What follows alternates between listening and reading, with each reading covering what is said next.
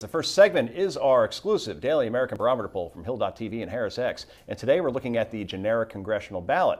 Election day inching closer. We're now just 55 days away. So we asked, if the 2018 midterms were held today, would you vote for a Democratic candidate or a Republican candidate in your district?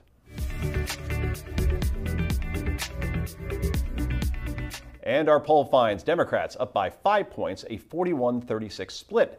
It seems the gap is closing from previous generic ballot polls, which showed an 11-point gap in our last one. But things are kind of all over the place on this one. Real Clear Politics average, that's an average of 8 major polls, has a 6-point gap 8 weeks out, Joel. What does this all mean? Well, I think their gap is about 8 actually right now. Okay. In Real It could have Clear changed in the last Politics. hour. It could be that I'm looking at 9 polls, the ones that they post, and base the average off.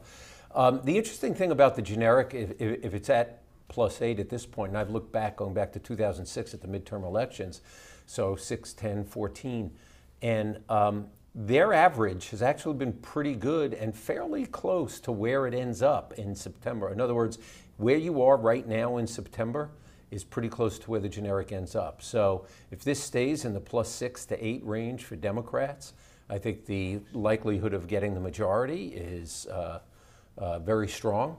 And I think barring any major event, I don't anticipate that to change given a lot of the other data that we're looking at about Democrats and Republicans.